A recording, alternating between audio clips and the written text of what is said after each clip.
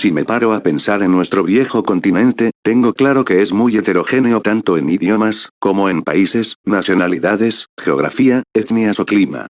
No nos hace falta más diversidad a lo que nos quieren llevar a la fuerza los de siempre. También tengo claro que nadie ha tenido éxito en organizar el continente en un todo geopolítico coherente.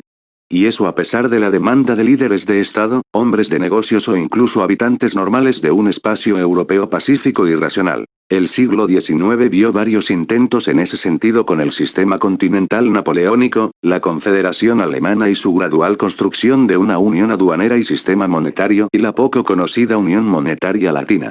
Desde 1945, hemos visto la emergencia de la Unión Europea, con su moneda común y unión aduanera, como un poder económico serio. Pero hay precedentes. El Tercer Reich encaró asuntos muy parecidos.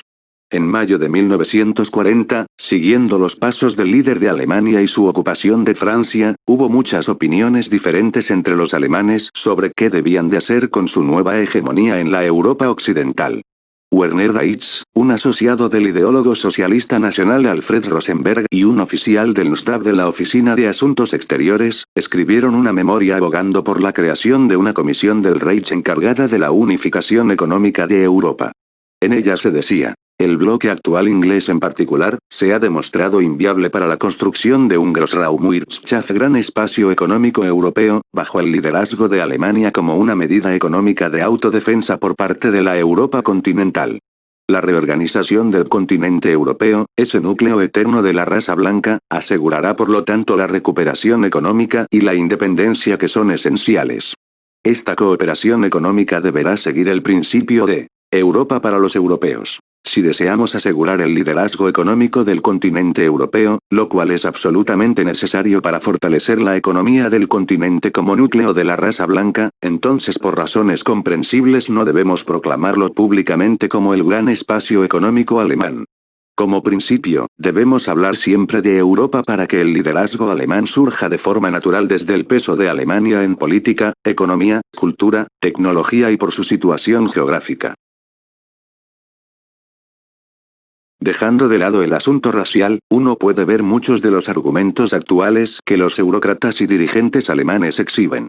Mientras que en la Segunda Guerra Mundial se combatió para prevenir la hegemonía en Europa de Hitler/Alemania, hoy el tamaño de Alemania y las habilidades naturales de su población, la han llevado a un tipo de hegemonía suave dentro de la Unión Europea.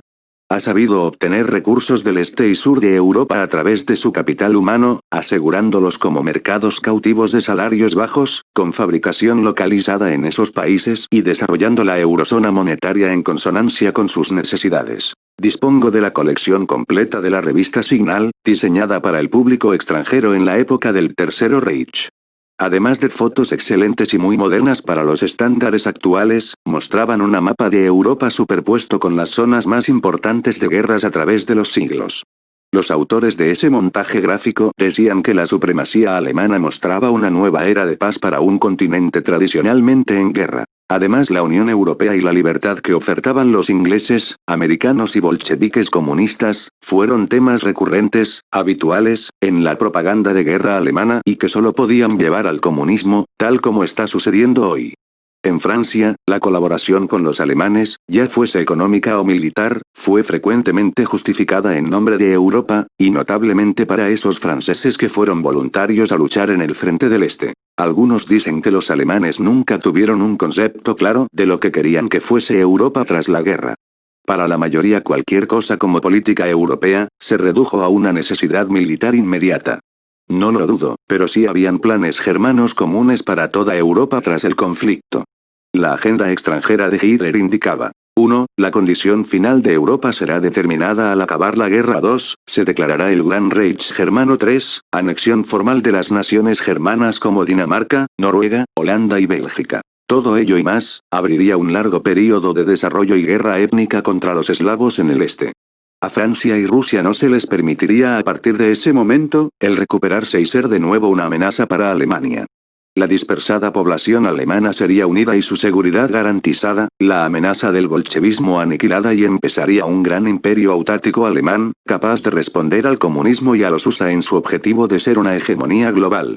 Los detalles de este plan serían desarrollados a medida que el tiempo avanzase. Evidentemente y de alguna forma, las dificultades de la guerra en marcha llevaron a desarrollar una política europea alemana, haciéndola más realista y conciliatoria, particularmente tras el desastre de Stalingrado.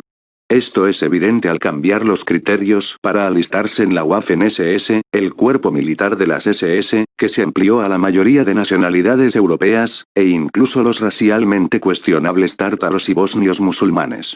Goebbels mandó directivas sobre esa época prohibiendo a los medios en Alemania el realizar comentarios contrarios sobre las otras nacionalidades europeas. En marzo de 1943, el ministro de Exteriores von Ribbentrop propuso la creación de una confederación europea, incluyendo virtualmente a todos los estados europeos. El borrador de esta propuesta dice, entre otros, lo siguiente. Los miembros de la Confederación son estados soberanos y se garantizan entre ellos la libertad y la independencia política. Los estados de la Confederación concluirán una alianza para la defensa de Europa, cuyos planes se realizarán en tiempo y forma. La economía europea será organizada por los estados miembros en base a un plan común y uniforme que habrán aceptado por acuerdo mutuo.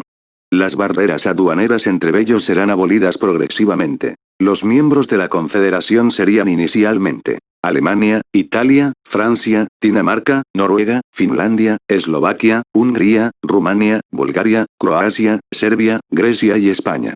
A ellos se les uniría cualquier estado de los territorios ocupados al que el Führer quisiera otorgar la independencia. Curiosamente y como se puede ver, Holanda y Bélgica no se mencionan, lo que quizás tiene sentido ya que eran candidatos para ser anexionados al Gran Reich germano, pero es que también ya lo eran Dinamarca y Noruega. En la práctica, el punto de la propuesta era que Alemania estaría comprometida a no anexionarse unilateralmente a los países participantes tras la guerra, asegurándose la opinión pública en los países europeos aliados y neutrales.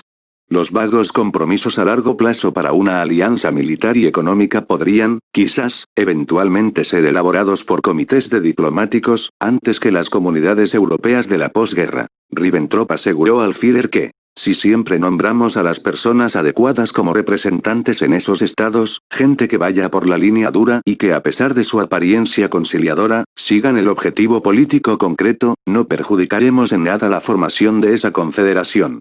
De hecho, la formación del Gran Reich germano al final de la guerra, será una cuestión en marcha. Pero en ese momento Hitler no tenía interés y no deseaba hacer ese movimiento sin una clara victoria del eje. De otra manera, aparecerían las concesiones a la Confederación y eso sería admitir debilidad, algo que el Führer ni se planteaba. A pesar de la crítica realista de Hitler al plan Coudenove-Kalergi y su Pan-Europa, puedo imaginar que en el caso de una victoria del eje en la Segunda Guerra Mundial, hubiese habido también una necesidad de burócratas internacionales que trabajasen pacientemente para unir algo coherente y con sentido en base a las directivas alemanas. Todo un cuerpo administrativo y multinacional con las ideas y objetivos claros. Seguramente hubiese sido mejor que lo que tenemos hoy. Pero la historia se escribe como se escribe y así estamos con el triunfo absoluto del plan Kalergi que he citado y que viene de 1923.